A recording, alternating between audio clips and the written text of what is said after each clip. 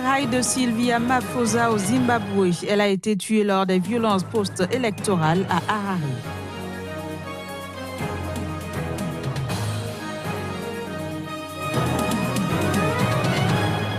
Création d'une entreprise de lait de vache comme boisson en Somalie, une première dans le pays.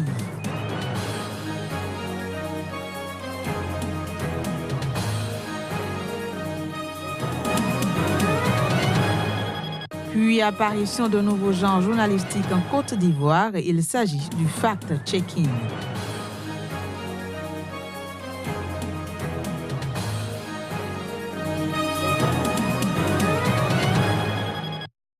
Dimanche 5 août 2018, bienvenue à toutes et à tous sur Sika TV. Je l'annonçais en titre, au Zimbabwe, la famille et les amis de Sylvia Mafosa, décédée au cours des violences post-électorales à Harare, se sont rassemblés pour ses funérailles. Il faut dire qu'après un vote dans le calme, la situation a dégénéré mercredi dernier lorsque la police et l'armée ont réprimé une manifestation de l'opposition faisant au moins 6 morts. Voici les images. Obsèques de Sylvia Mafosa. Elle fait partie des personnes tombées mercredi dernier lors des violences post-électorales à Harare.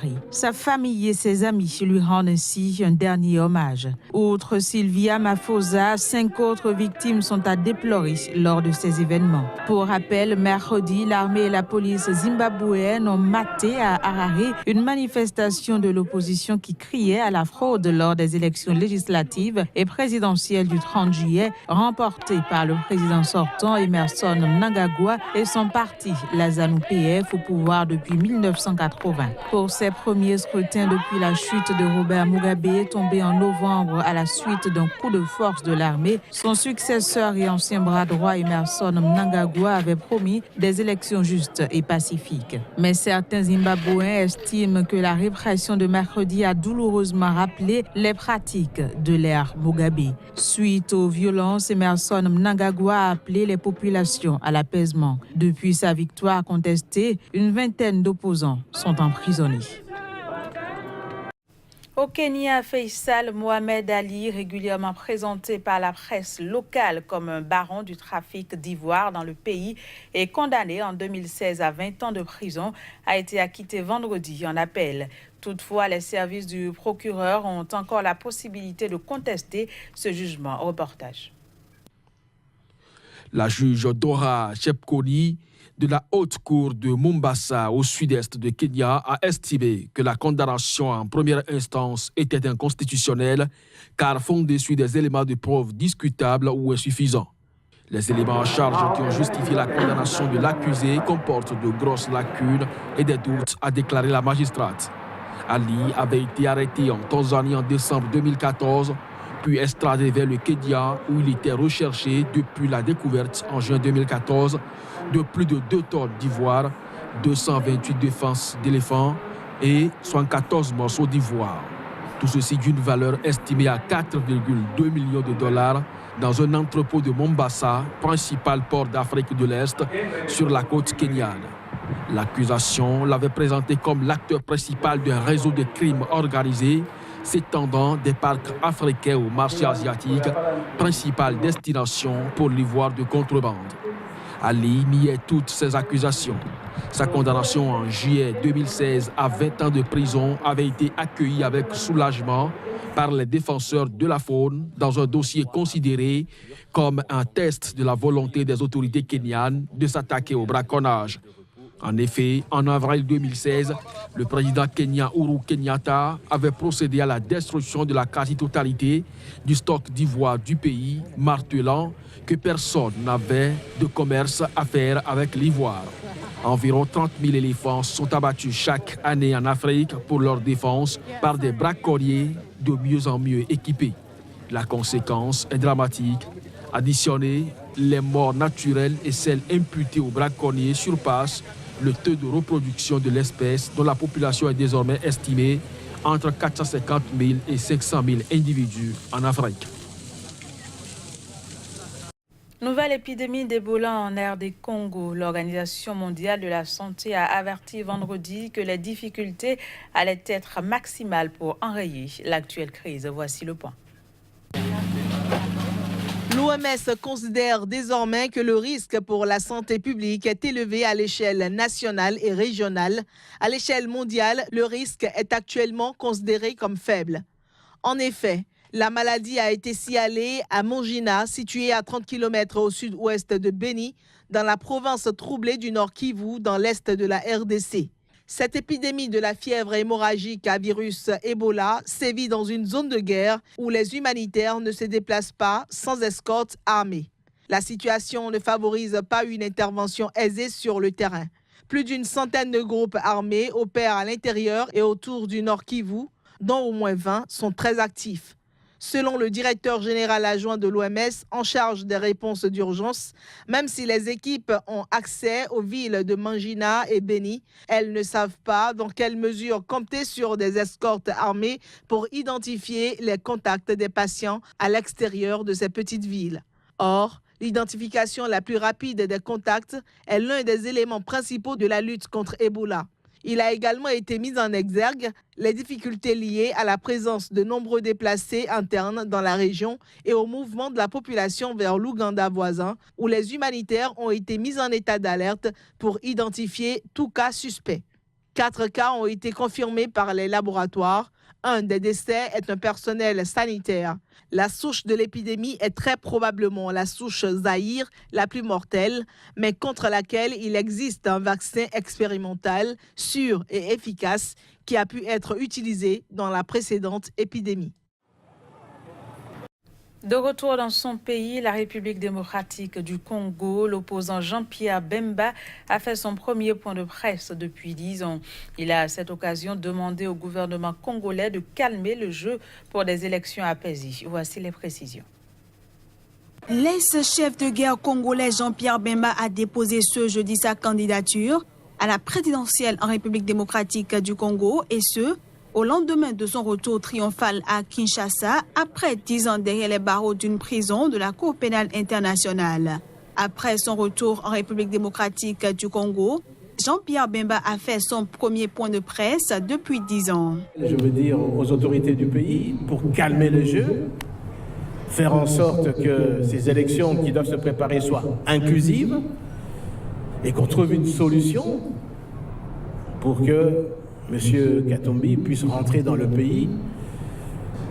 Oui, je réclame, et pas d'aujourd'hui, c'est depuis même de La Haye, j'avais écrit à l'intention, je veux dire, de l'opposition, une lettre demandant déjà en décembre 2017 que l'opposition puisse se réunir, qu'on ait des actions communes, qu'on ait une stratégie commune, tout en gardant l'autonomie de chaque parti. Aujourd'hui, j'apprends qu'il y a un problème sanitaire qui est apparu à Beni. Je voudrais être solidaire aux populations là-bas, tant pour le problème d'insécurité qu'il y a et le problème sanitaire. J'espère que les responsables de la santé, l'OMS, la Croix-Rouge, tout ce qui peut contribuer à pouvoir résoudre ce problème. D'après le calendrier électoral, la Commission électorale nationale indépendante doit publier la liste définitive des candidats le 19 septembre prochain, le temps de faire face à d'éventuels recours en justice. L'opposant et ancien dirigeant malgache André Rajoelina a annoncé mercredi sa candidature à l'élection présidentielle de novembre. Âgé de 44 ans et ancien maire d'Antananarivo, Rajoelina a déjà dirigé la Grande Île de 2009 à 2014. André Rajoelina était arrivé au pouvoir à la suite d'une mutinerie de l'armée qui avait renversé le chef de l'État, Marc Ravalomanana, et était resté président non élu d'une transition qui s'était prolongée jusqu'en 2014. En 2009, je l'avais toujours dit, ça a été un soulèvement populaire. Un soulèvement populaire n'est pas un coup d'État. Il avait alors cédé la place à Eri Rajaonarimampianina à la suite d'une élection présidentielle où il n'avait pas pu se présenter sous la pression de la communauté internationale. Cette année, il a dirigé avec son ancien ennemi Marc Ravalomanana une fronde populaire qui a secoué d'avril à juin la capitale Antananarivo pour dénoncer des lois électorales controversées. J'ai été le premier à déposer ma candidature au sein de la Haute Cour constitutionnelle. Je suis déterminé. Je suis déterminé à sauver Madagascar. Je suis déterminé à apporter un programme qui correspond à la demande du peuple malgache et je suis déterminé également à vouloir gagner ces élections. Ces tests ont été retoqués et la situation s'est apaisée avec la nomination en juin d'un premier ministre de consensus, Christian Tse, et l'entrée de l'opposition dans le gouvernement. L'élection présidentielle est prévue le 7 novembre et le 19 décembre. Le président Henry n'a pas encore annoncé s'il briguerait ou non un second mandat, comme la Constitution l'y autorise.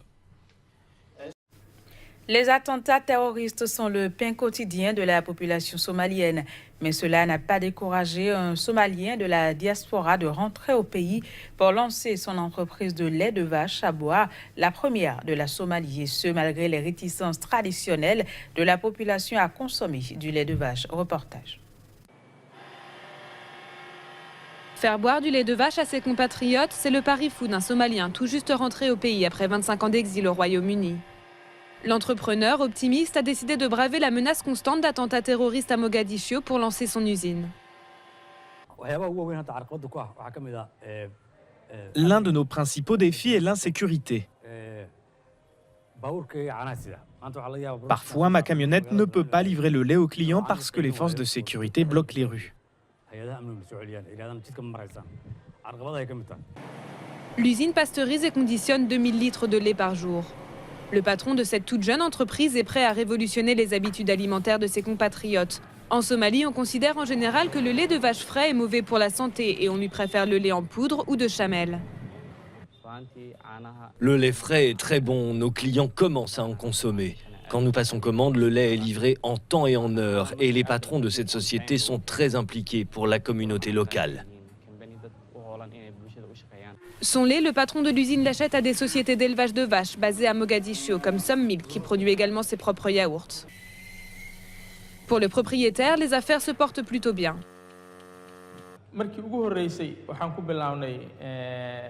Au début, nous avons démarré avec 6 vaches et maintenant nous en avons 54.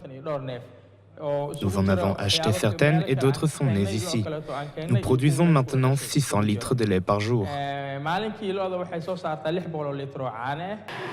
Encourager la production locale pour promouvoir l'économie, populariser la consommation de lait à travers le pays, les objectifs de ces entrepreneurs sont clairs. Le patron d'Irman Dairy a déjà anticipé la hausse de la demande en produits laitiers.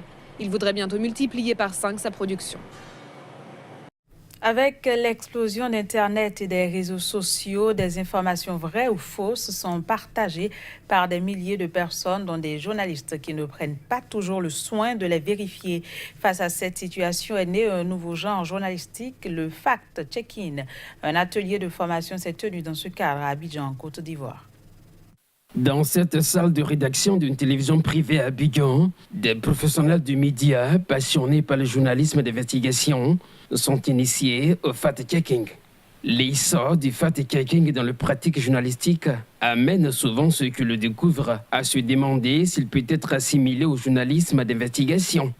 Une interrogation logique qui traduit surtout le fait que certains journalistes ont tendance à perdre le réflexe basique de vérifier l'information avant de la diffuser. Un genre qui apparaît dans le paysage comme étant un genre à part entière et qui doit être vraiment au quotidien dans le travail du journaliste pour le traitement de l'information, pour vérifier les faits. Il faut toujours vérifier les faits, c'est important. Amadou Tudianessi est le fondateur du site d'information sénégalais ouestafo.com et directeur de l'école de journalisme EJICOM, a noué un partenariat avec Africa Check, la première organisation indépendante de fact-checking en Afrique, fondée en 2012 pour promouvoir l'exactitude dans le débat public et l'honnêteté en politique. On se dit que ça fait partie des genres journalistiques qui peuvent nous aider à revaloriser la pratique du journalisme, parce que quand même c'est un genre où on revient aux fondamentaux, à la vérification, à cette recherche, à cette quête de la vérité qui est une des marques de la pratique journalistique, en tout cas du journalisme de qualité. Promouvoir le fact-checking en Côte d'Ivoire, c'est la nouvelle vocation de ces journalistes ivoiriens sélectionnés par la Fondation AFP et EJICOM pour prendre part à cet atelier de formation de 2 jours à Abidjan. Voilà, ce sera tout pour cette édition. Au revoir. À bientôt.